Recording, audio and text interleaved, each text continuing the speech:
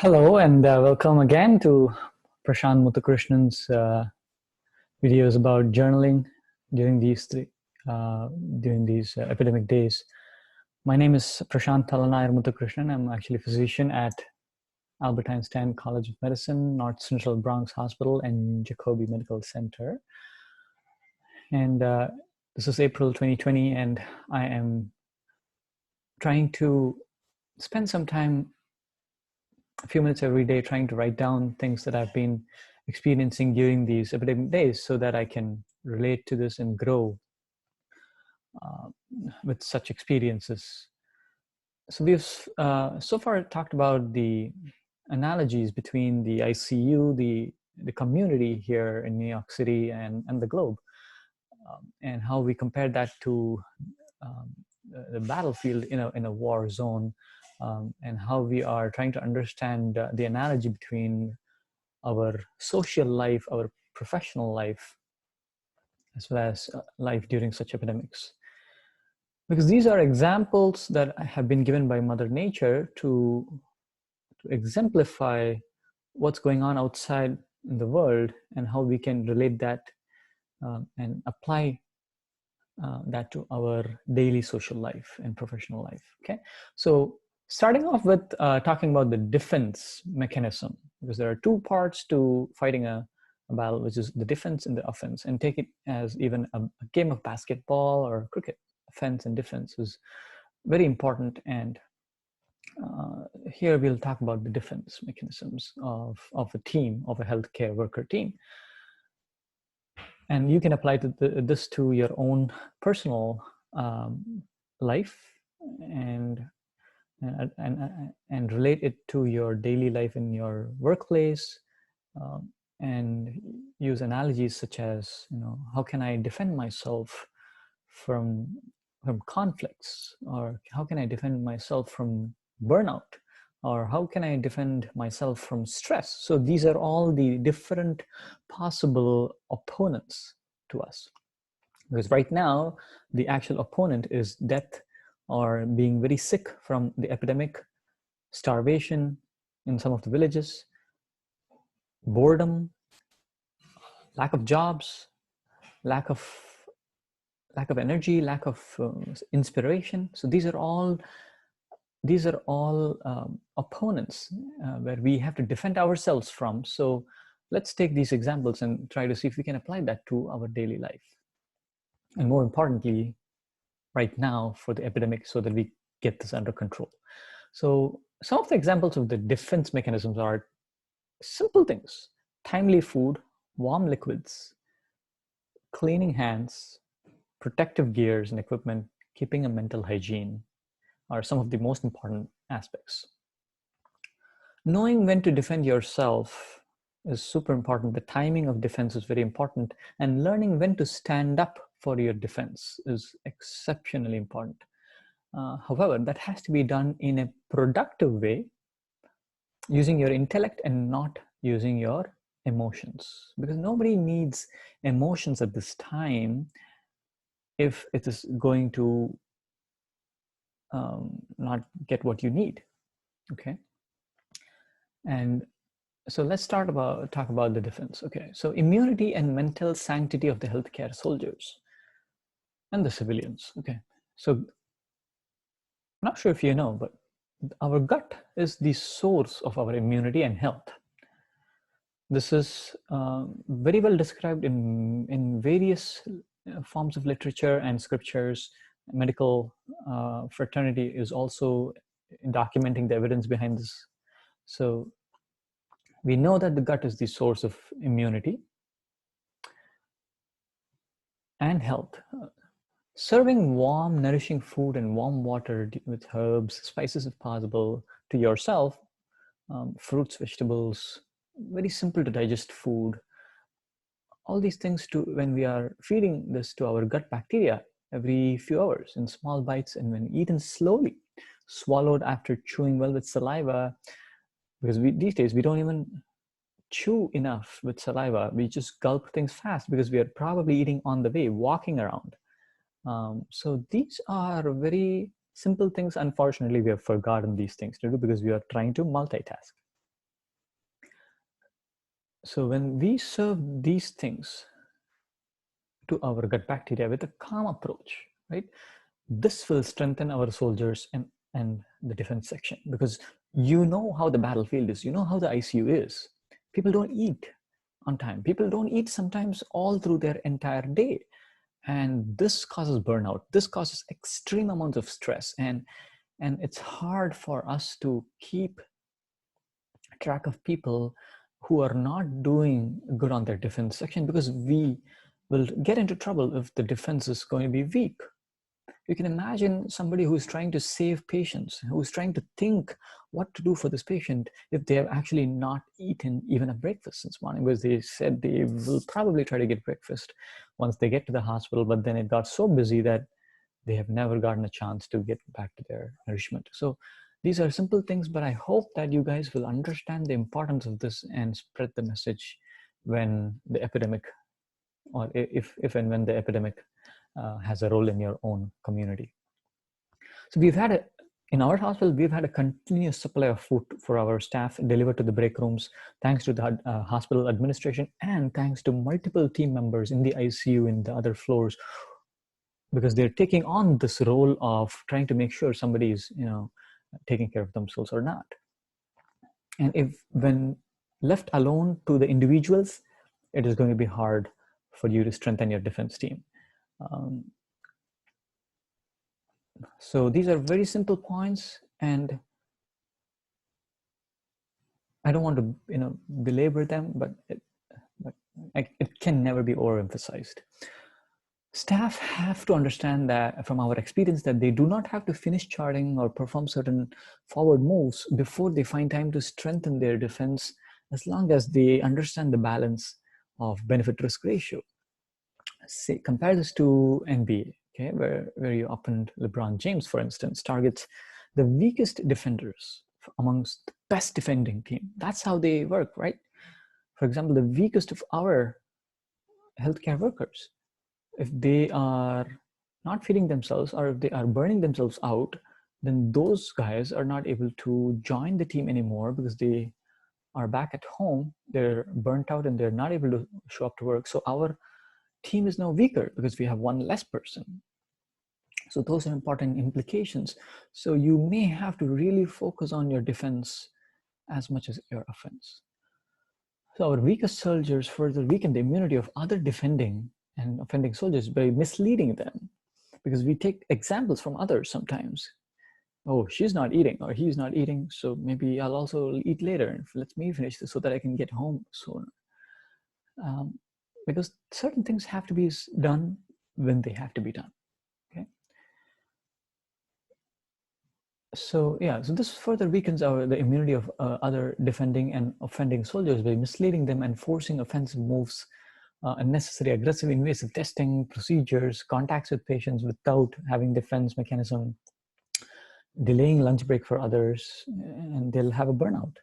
So the nursing administration has to guide nurses on what forms of documentation that they could potentially skip in such high volume times. We need to actively search for staff who have not had food, and serve them water and snacks that are natural, healthy if possible. Just even a piece of apple or something is going to be very beneficial. Have your own flask so you can keep drinking something here and there. Try to head out on time at the end of your shift. If possible, learn to share the burden. You're not going to let others take their responsibility if you keep taking it over from them. So learn to balance being selfish and selfless.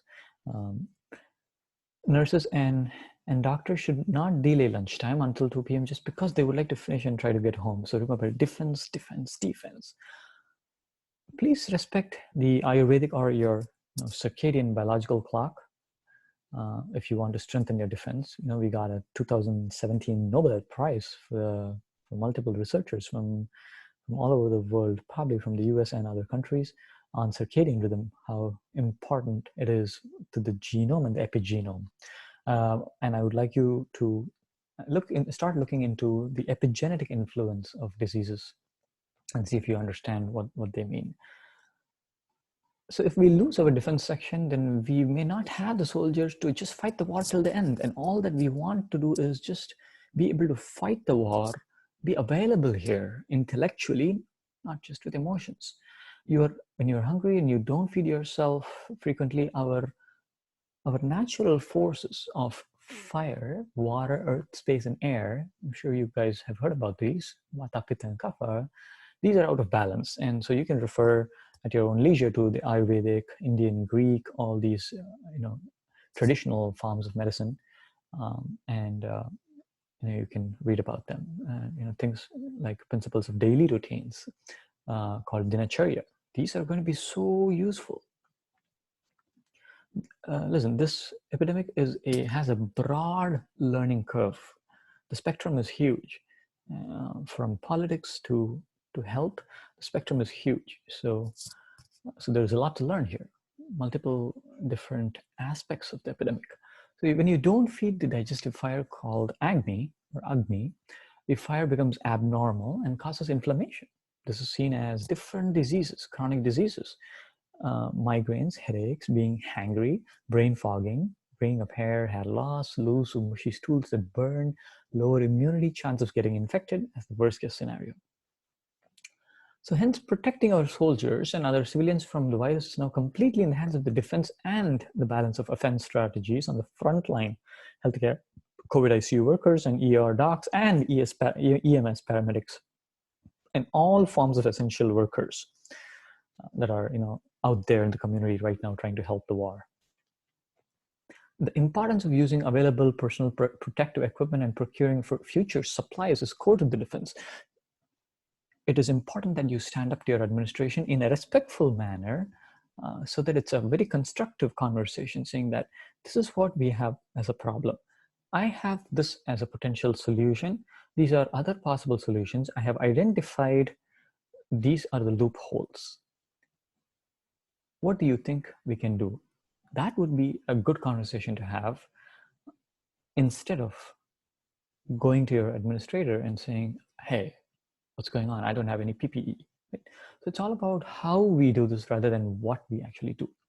Because what we're going to remember and what is going to make this successful is the interpretation of what's going on, how we look at this rather than what actually happened. Closed loop communication between the ICU managers, administration, all the way to the state governments and the federal governments is so important here. It's core to our ICU, and it's helping us keep the staff protected. And we want to spread this pattern to other hospitals. And that's why I'm trying to do this video, so that you can learn from these things. If and when such defense strategies are strong in hospitals, that is the time when making a forward offense move might save lives and protect soldiers. The defense executed by public civilians will also reduce caseload in the hospitals, right? And therefore soldiers will be able to effectively work on lesser vital opponent burden. We'll have less patients to worry about, so that you can actually make them live. Because right now what's happening is that there's so many patients that we really are trying to find how to prioritize them, because the workload is heavy. Okay, so that's defense. Now moving on to forward or offense in a game. I've realized the need for caution, aggression in the offensive strategies only after I spent 7 full days in the ICU at NCB Hospital, because our ego keeps suggesting to us that, or the mind keeps suggesting to us that our clinical skills may overcome any magnitude of acute respiratory failure. I've seen this many times. I can handle this. That keeps coming. Transient improvement in vital signs, lab values of severely ill elderly patients, and complete recovery of some younger and milder COVID patients are very misleading sometimes. And it can make you, go through emotions, ups and downs. And it's important that we stay stable during these outcomes. It's good to have positive reinforcement, but with caution. And making us, they're sometimes, misguiding us, and that makes us want to do stuff for sickest patients. We spend a lot of time on certain patients just because we have had a similar outcome on a different patient. But each patient here seems to be so different. So I would execute caution and a unbiased analysis, real-time analysis as you do your patient care. Because this needs to be highly efficient patient care, because that's what will give you protection, so that you can stay in the fight as long as possible and do the best for the best of the patients. We need to remind ourselves to put our offense very gently and only when there is a lot of bang for the buck. For example, we're trying to identify patients that are relatively younger, and it's relative. Patients with low inflammatory markers, CRP, ferritin, those are some of the lab tests. Patients that are well sedated, not coughing, not drooling, because these are areas where the surroundings of the patients are dangerous, and so you have to prepare accordingly. Time your moves so that your defense doesn't get jeopardized when you are trying to make a forward move, right? Early phase of illness, you can be aggressive. So please note that we may be exposing our defense during the times we step forward as offense, right?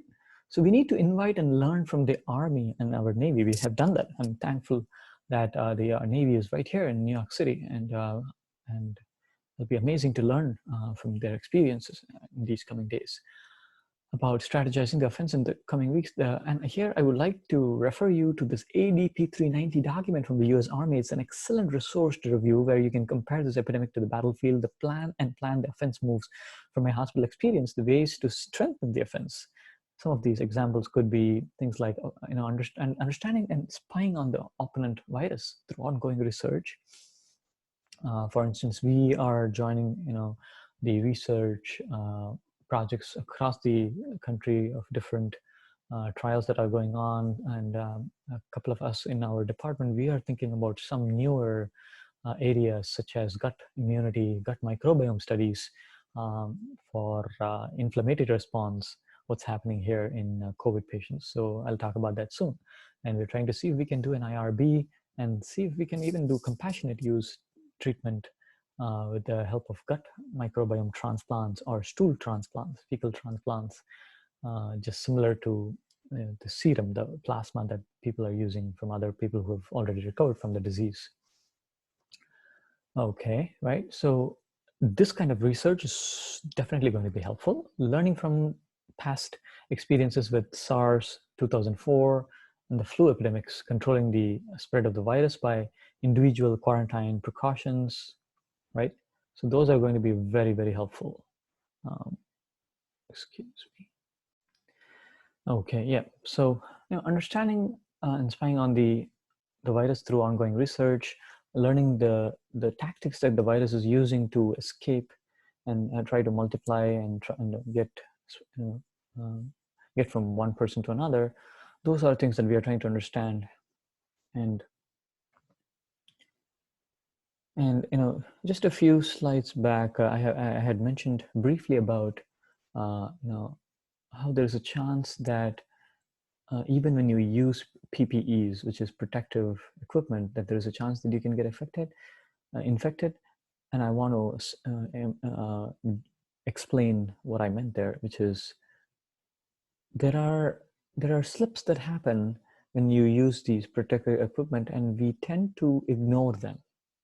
For example, sometimes you just came out of the patient room and you tried to remove the mask and you just wanted to peep in again into the room. So that would be a slip. That would be a loophole where you can still get infected and you were thinking that you actually used PPE. So be very meticulous and try to be using your PPE all through the ICU time that you are there, and then completely come out of the ICU when you want to eat and drink, so that you are taking care. But then there is a caveat to that, right? People are like delaying the times that they get their breaks because they just don't want to remove all this PPE because it's just tiring to remove these things and then come back. So that's where you need to use your intellect, your common sense, and try to be protective of your immunity, of your health, and be sensible when you use your PPEs. And being callous or indifferent towards your health just because you don't feel like you want to waste time removing the PPE. We'll just have to be practical because this is important stuff. These may be basic stuff, but this is important during this epidemic. So for the public, a forward move or offense would be analogous to joining the soldiers in this effort in their own respective fields of profession and duty, right? Because we are fighting this war together. And so it's time for the public to remotely or safely execute actions that are going to support the soldiers and the nation. Individual desires to keep focusing on their respective jobs, to keep focusing on their respective jobs, and they want to keep their jobs intact. I understand that. But then if it completely compromises the national interest, where you're putting actually the nation and the community at risk because you want to keep your job going on and you are trying to get out into the community and trying to spread the virus, that may not be really helpful. However, if it is in the interest of the nation that you are stepping out, you are protecting yourself, and you are trying to actually help control this epidemic, that's admirable. So converting or transforming their current skills, I'm talking about the general public, transforming your current job with innovation to inspire the nation and trying to help the world fight this epidemic, that'll be really powerful. A perfect example would be simple things. Somebody who is a tailor, right? And if you really want to help people, then you could join the community. If people are trying to make masks for your own community, simple things, or gowns for your community, so that you can say, I'm going to join this and I'm going to give you 100 gowns, and if you're interested in more, give me the cloth and give me some money, and I'll be happy to help you guys. So trying to convert what you're doing in the interest of the in the interest of the nation, and depending on what the community needs right now, that is a beautiful example of converting your desires and your own duties in the interest of the duty as a citizen or a community person, right? So in other words, there are some musicians, right? Musicians are trying to do their own thing, which is very good. Just because the entire thing is shut down, it doesn't mean that you stop singing, right? You continue your skills. You share your music across the internet, on Facebook, and inspire people, saying that, wow, I am inspired because I'm able to still continue doing my job, my skill. This is how I earn money. But then that doesn't stop me from doing my job just because somebody doesn't pay me today.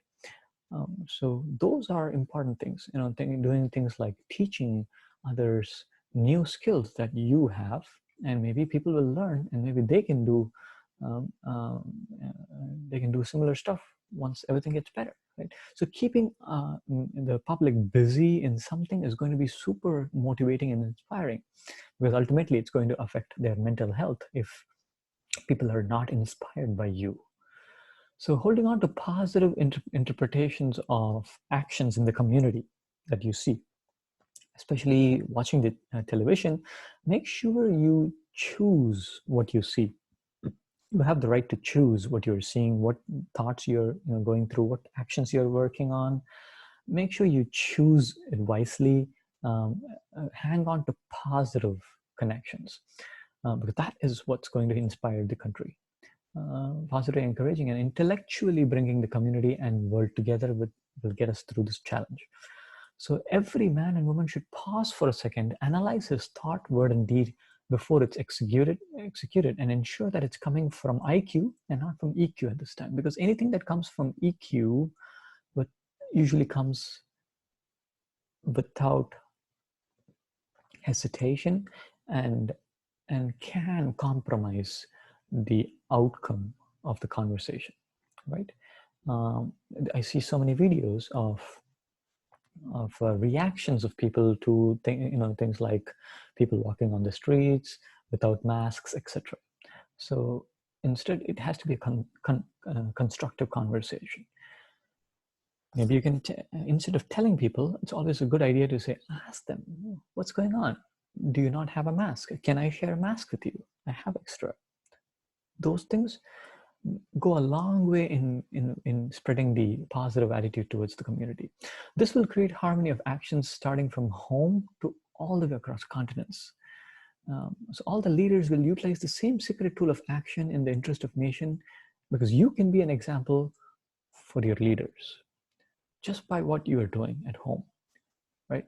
Sticking to your duty at home, your duty in your community will translate to duty towards your nation, and especially duty towards yourself. Your health, your own self-protection is very important.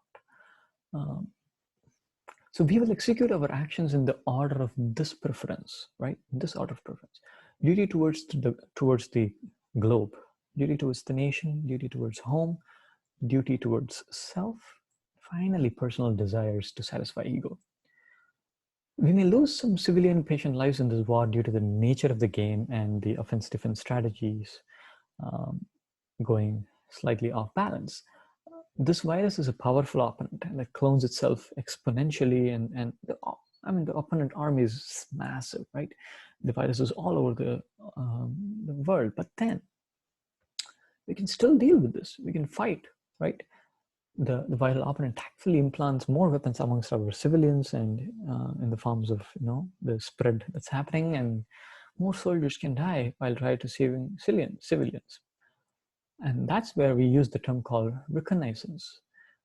Is a military term used to survey unfriendly territories to understand the enemy better, right? For example, the patient room, or places like grocery stores, department stores, places of essential services. These are areas you have to be careful, right?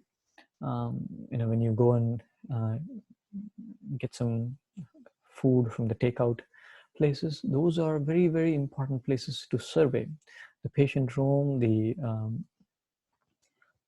times when you move patients from one part of the hospital to another part of the hospital for certain things, those are very, very important places to focus on. So the field where the EMS is picking up patients from their homes is also very important.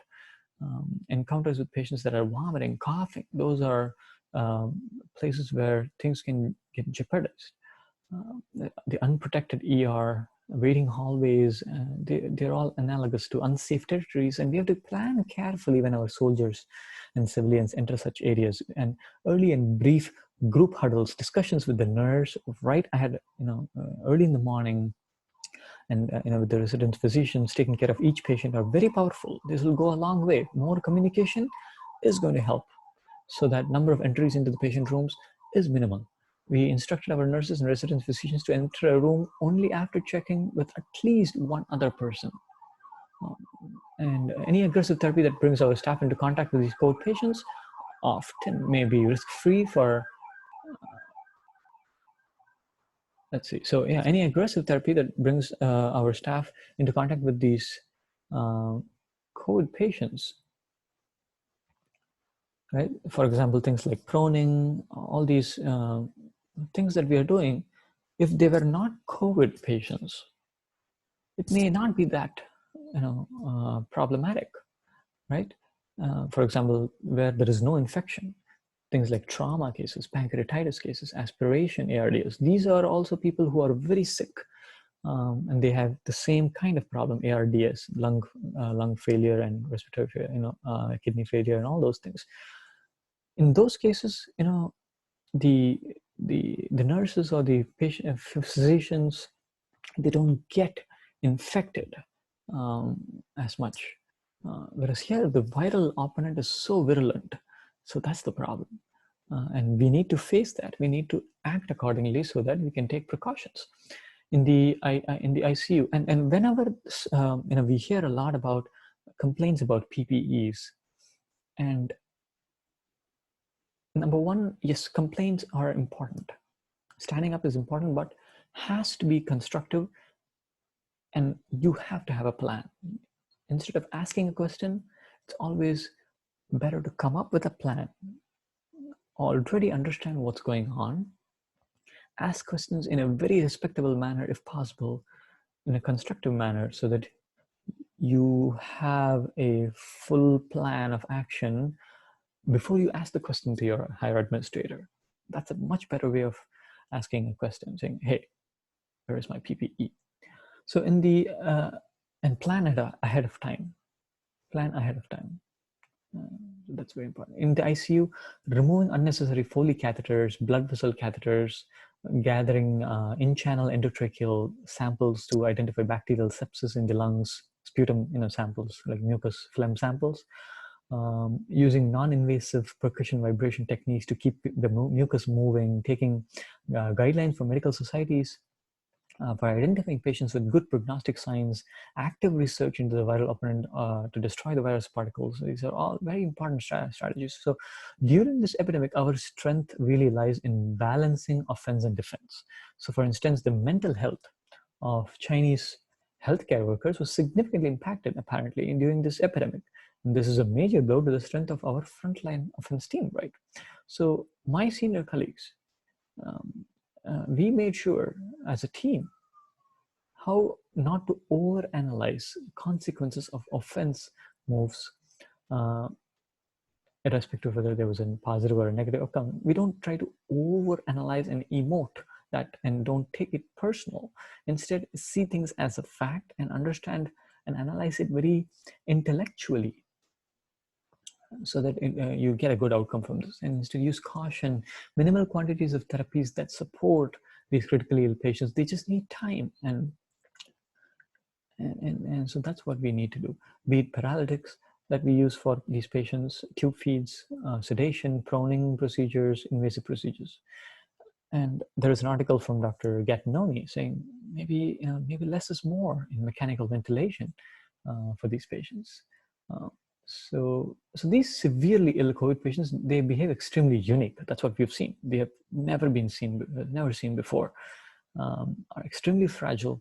And we are still learning about them. So for instance, there are many uncertainties in the course of kidney failure, the need for intubation, risks for high flow nasal cannula. And we have grown so much during this experience that we have made sure we identify these are the areas of uncertainties, and we have made sure we have good guidelines so that we have spread this into the community so that everybody now knows what to do. Even if we do not know whether it's completely right or wrong, at least we are following a consistent pattern. Because when it's different, then the uncertainty grows and it can cause confusion. The risk of high flow nasal cannula, non-invasive ventilation, and so on. And things have been changing continuously during this epidemic, and we are trying to go together as a team and change also together. Thanks to the societies like SCCM, the CDC, WHO, and also the other countries. And I definitely encourage that we have to step forward, be humble, and ask the other countries, Italy and China and Iran, India, to see what they are doing and if they can kindly share things from their experience and leave out all forms of ego and just go beyond boundaries. So many patients sometimes just suddenly died, and some more slowly over days, and we are doing our best to understand why. It's however commendable that within a span of 2 to 3 weeks and the entire world has come together to share their experiences trying to help other states, other countries in their own journeys.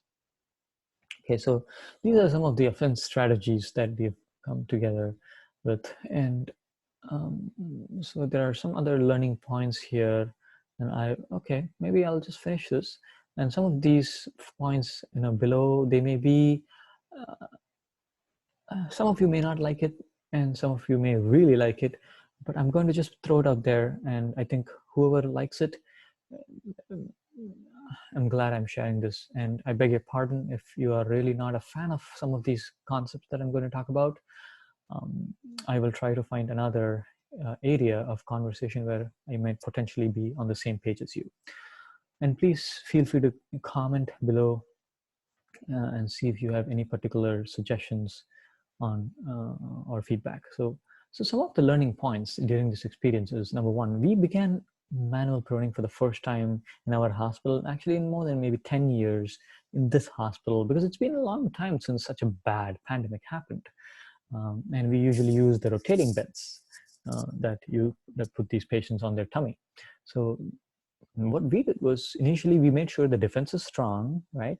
we already practiced with nursing educators, with volunteers, normal people, with our own trainees. We practiced putting them on the prone before we actually entered a patient room, so that now we really know what to do. We know the logistics of how to put patients on their tummy.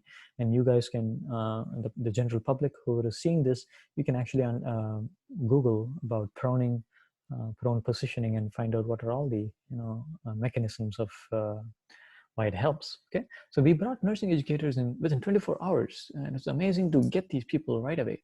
The courage to ask for help was there, and spread the awareness among other staff members, and even other hospitals started picking it up from us in the HHC system within 3 to 4 days. So that's how inspiration spreads.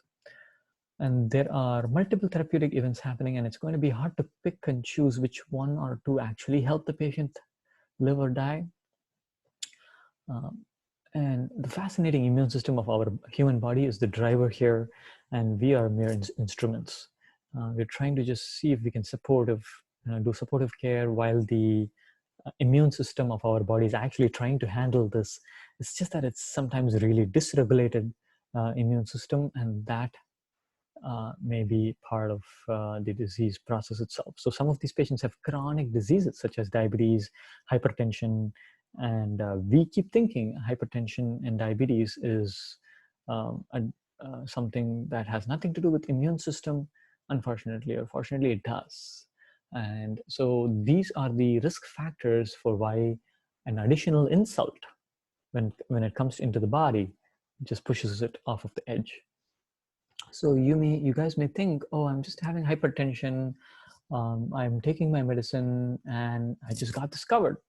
Unfortunately, that's not it. You will see in my own YouTube videos, in other YouTube videos, as to what we actually need to do to solve hypertension. Because right now, we have pharmaceutical companies that are prescribing medications, and these medications are so helpful only for a particular span of time, because all of the diseases have their own timeline where lifestyle changes, modification and diet modification are super important. And unfortunately, our priorities are different.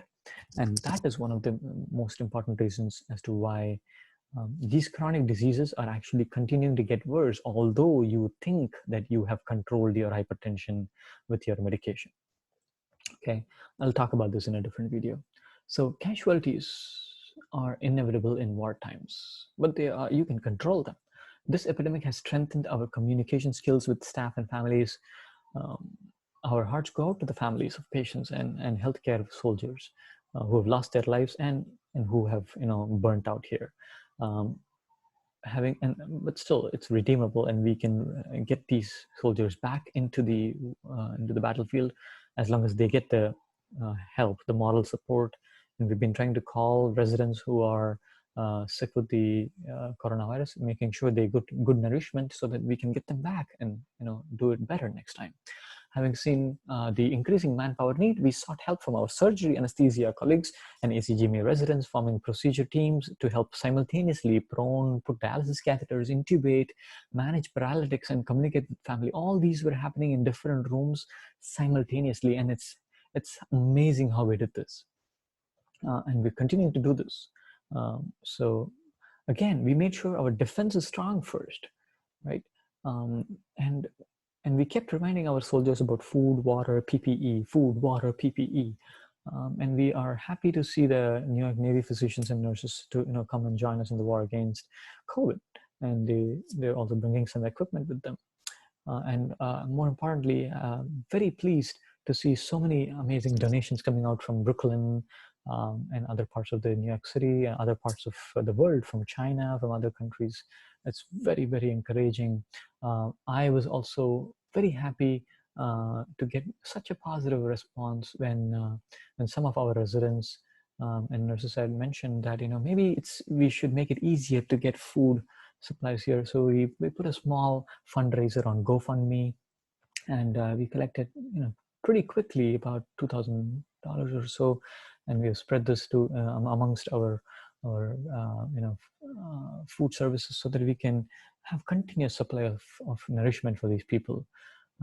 Because otherwise, if they have to get back home after a long day of work, and some of them do not have family members in the city, and if they have to go back home, cook, and then wake up in the morning and come back early, it might be hard for them. So it is hard for them. So that's why, at least even this, if we cannot do, then I don't know what else I can help with. So we were very happy to share nourishment with our workers. We have forgotten the central role of the gut immunity.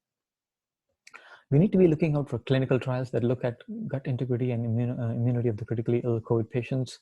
I'll be describing that in detail elsewhere, because I'm involved in one of these studies, and I'm trying to understand the prakriti nature of these people, and see if fecal transplant and all those things can work, because we know serum plasma is being currently studied, because we have antibodies that our body is creating, and those actually protect some of these COVID patients from severe disease. Okay, and a last part of this is extremely spiritual and philanthropic and philosophical, and I caution, it's a disclaimer, but we'll see how you take this.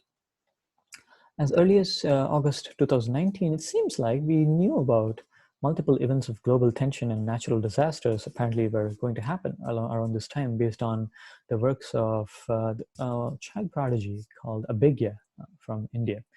And maybe other astrologers also may have mentioned it, it's just that it got unnoticed. However, time has it that we focused on our respective duties and actions during that time in 2019. We see all over on the news, the White House representatives trying to keep on belaboring on, like, what went wrong in 2019, why did we not prepare for a flu pandemic? Those are good conversations, but maybe potentially could be put forth in a better way. What mistakes did we do so that we can do better right now, so that we can prevent this from getting worse? That is a much better way of asking to make it fruitful. So, I mean, it's easier for me to say than actually be there in the White House and do these things. But at least in our hospital, be an effective communicator in your own setting. That's all we can do. If you are at home right now as general public, try to see if you can effectively communicate to your wife or to your kids, so that you create harmony at home. Because when there is harmony at home, there is harmony in the community and harmony in the country and all over the world. So we're all going through this phase, but what's going to make this experience fruitful is how we look at this and how we balance selfishness and selflessness, taking care of ourselves, our emotions, and executing our duties. And as healthcare workers, be considerate to yourself and feed yourself with few bites of sattvic food and water every 2 hours. Try to see if you can take a break every 20 minutes from what you're doing and actually analyze. Am I trying to be extremely passionate at this time in trying to belabor on one particular thing? Can I get a break right now and focus on what my wife needs? Maybe she needs something, or my son might need some help. Maybe I should also focus on my duties as a friend, check on my parents, and so on. So it's good to pause every 20 minutes and just find out, are you at the right place? Are you doing the right duties at the right place? God, or higher power, or Mother Nature, is actually the doer here. We have to start behaving as his or her instruments, and the only thing we are going to remember is how happy, unattached, and balanced we were to serve these patients. In the Bhagavad Gita, the Quran, the Holy Bible, and every possible scripture, times of adharma, or fall of righteousness, and natural disasters are accompanied by life-changing experiences that will shape our character until righteousness is restored. The message from these scriptures is to actually understand that the one who surrenders unconditionally to something called higher power, our consciousness is protected. And this higher power, in other words, is actually common sense. Basically, what I'm saying is that one who surrenders unconditionally to common sense, he is protected, right? Common sense, or IQ, is intelligence without emotion. So it is said in the Gita, chapter 2, verse 47, to action alone hast thou a right, and never at all to its fruits. That's not the fruits of action be thy motive, right? I know we want to save patients, but that should, the outcome of the patient may not have to be your motive. Your motive should actually be to try to understand what's going on right now and try to see if you can identify facts and fix the disease. That's all you need to do. Neither let there be in the any attachment to inaction, right? The opposite is also not true. It doesn't mean that you just sit home, you're a doctor, you're sitting home and you're not doing anything. So I am trying to put myself out there as much as possible in the hospital, and trying to at least also even help in administrative jobs, or at least remotely, if possible, and trying to do a little bit of chart review for patients, trying to see if I can make a small case series, and finding out particular characteristics of these patients to see if I can publish something so that it's useful for the immediate colleagues in our own hospital and potentially for other hospitals. So I'm trying to balance every single day. What am I doing right now? Who needs me the most? And so on. Traditional practices like value-based eating habits, herbal foods, medicines, austere living styles, power of yoga, meditation, some of the values like happiness, contentment. These are, simple things, but they are very hard to actually practice. They go a long way. So for the public who's staying home, you have been given a golden opportunity to focus on your well-being and health. We have always been struggling with time management, work-life balance. There is no excuse here, right? You are at home right now, although you may complain, well, I lost my job right now. But then this is the time where you make the best out of what you have been given rather than what you want. And trying to maximize on developing a good relationship with your family, learning well about your family, learning about your kids, learning well about your wife or your husband, your parents, and spending time with them and trying to see if you can execute your duties right now at the place where you are meant to be. Okay, and that's how we need to behave during such troubled times when we are restricted. And thanks to the internet, these days it's almost like we have been locked out of the outer world, but then we still have connection with the outer world through the internet. But making use of the internet effectively, usefully, is very important, because we do know that there is a risk for children, and adults to be addicted to a practice or a habit of being always on the internet. And that's where you stop every 20 minutes and see, wait, what am I doing right now? Where am I supposed to be? Am I executing my duties or not? That's one good way to look at it. So use this survival of the fittest principles, because if you do not have a job right now, you make use of your skills and try to find out how it can apply to the public right now, how it can apply to the family right now. And that's how you can attain happiness, and potentially you can also make money out of this. It's all about how we do things that is going to help you make money. Because I know survival of the fittest is important, right? You need to make sure you are making a living in the toughest of the conditions. And what doesn't kill us makes us stronger. So use the survival of the fittest principles, work as a team. You and your family work as a team, and teach good things to your children during these times. We can use many examples of things in the YouTube, things like the Mahabarata war, the Gita, the World War I, World War II. What were all the good things that happened during world wars and the previous flu epidemics and so on? And so that's that. And you can teach them, arts, crafts, music, and so on, and good values and so on. So use that to make the entire community and the nation fit. This is the time to exercise, right? At least 20 minutes every day. Try to make sure you can exercise. In fact, the best way to exercise is just be involved in your daily activities of cooking, eating, washing laundry, which sometimes is done only by one person in the family. Let's not try to find the other person's responsibilities. Let's try to be, what can I offer today in our relationship where I can help you? And that's the way we need to do here. And that habit will just be contagious. It'll spread a lot of positive attitude towards the community, and that's what we need here.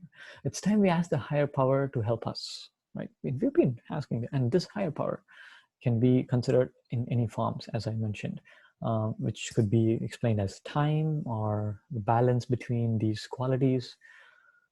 And we are creating churches, mosques, and temples at homes just by following good righteousness in action and thoughts and words, listening to hymns of the higher power, meditating whenever able, praying that we be forgiven for the mistakes of our ego, and we're starting afresh. All the bad things that we have done because of our desires and our and those have probably affected nature, and maybe she's responding to that in this way. And so practicing, if possible, detachment in actions, as long as it protects the land. Don't be detached so badly that you are engaging in inaction, as far as it protects the land, community, and yourself. And one may not see the effect of your dutiful actions right away. For example, you are staying home right now and you're trying to get out only as much as less as possible. It will be rewarded when time comes, or when the higher power comes. Okay, so just focus on how you can make best out of this experience. Simple things like WhatsApp you can use for gym. If you have a friend, both of you can do simple exercises together. Take your stairs. Usually the staircases in all your apartments are super empty, nobody's using them. Use that as a place for exercise, and simple things. And you can learn something to cook, and so on. So the trend, and you can put them on YouTube, right? And you can just share your experiences on YouTube as just document what you're doing.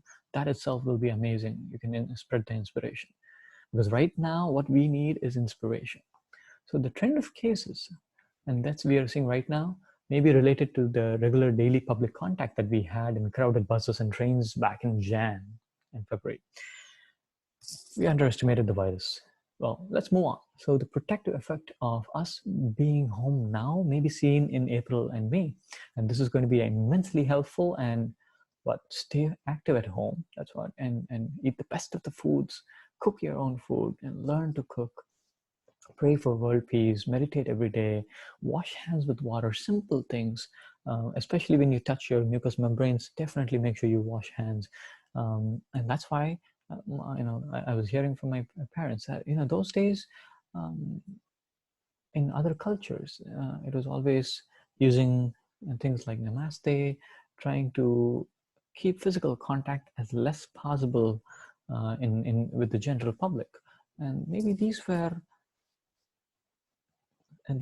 gestures that were followed over many centuries as a natural protective habit by our ancestors. And maybe that's what protected them from such pandemics.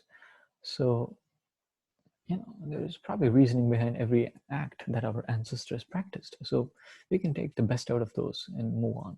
So finally, keep yourself nourished and balanced, and this will be a wonderful journey together. Okay, these are some of the important references that I have used, and I hope this has touched your hearts, each of your hearts in your own perspectives, and I'll see you in a different video. And I'll try to get back to other duties that I have today. Thank you very much.